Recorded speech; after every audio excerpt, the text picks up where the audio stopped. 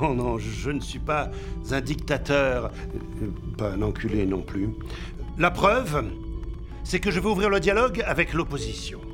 J'ai là, avec moi, un élément perturbateur, un anarcho-syndicaliste de l'ultra-gauche, un individu qui prétend sauver le monde. Eh bien, quel est donc votre programme, mon brave ? Je ne veux ni conquérir ni diriger personne. Je voudrais aider tout le monde dans la mesure du possible. Juifs, chrétiens, païens, blancs et noirs. Nous voudrions tous nous aider si nous le pouvions. Les êtres humains sont ainsi faits. Nous voulons donner le bonheur à notre prochain par lui donner le malheur. Nous ne voulons pas haïr ni humilier personne.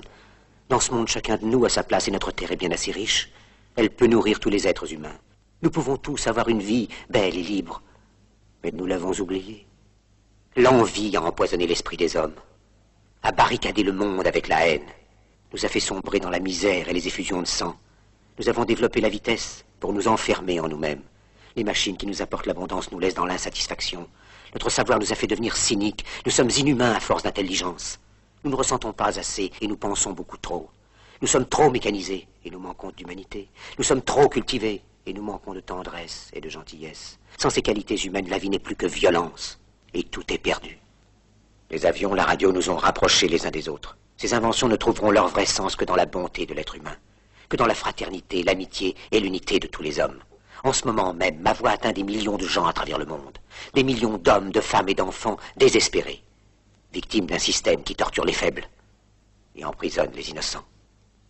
Je dis à tous ceux qui m'entendent, ne désespérez pas. Le malheur qui est sur nous n'est que le produit éphémère de l'avidité, de l'amertume de ceux qui ont peur des progrès qu'accomplit l'humanité. Mais la haine finira par disparaître, et les dictateurs mourront, et le pouvoir qu'ils avaient pris au peuple va retourner au peuple. Et tant que les hommes mourront, la liberté ne pourra pas périr. Soldats, ne vous donnez pas à ces brutes, à une minorité qui vous méprise et qui fait de vous des esclaves, en régiment toute votre vie, et qui vous dit ce qu'il faut faire et ce qu'il faut penser, qui vous dirige, vous manœuvre, se sert de vous comme chair à canon, et qui vous traite comme du bétail. Ne donnez pas votre vie à ces êtres inhumains, ces hommes-machines, avec une machine à la place de la tête et une machine dans le cœur. Vous n'êtes pas des machines, vous n'êtes pas des esclaves, vous êtes des hommes. Des hommes avec tout l'amour du monde dans le cœur. Vous n'avez pas de haine, sinon pour ce qui est inhumain, ce qui n'est pas fait d'amour. Soldats, ne vous battez pas pour l'esclavage, mais pour la liberté. Il est écrit dans l'Évangile, selon saint Luc, le royaume de Dieu est dans l'être humain, pas dans un seul humain, ni dans un groupe d'humains, mais dans tous les humains, en vous. Vous, le peuple qui avez le pouvoir de créer les machines, le pouvoir de créer le bonheur. Vous, le peuple, en avez le pouvoir de rendre la vie belle et libre, le pouvoir de faire de cette vie une merveilleuse aventure. Alors au nom même de la démocratie, utilisons ce pouvoir. Il faut tous nous unir.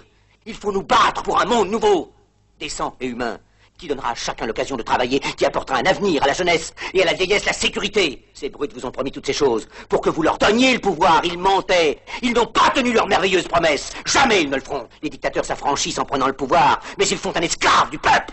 Alors il faut nous battre pour accomplir toutes leurs promesses. Il faut nous battre pour libérer le monde, pour renverser les frontières et les barrières raciales, pour en finir avec l'avidité, avec la haine et l'intolérance.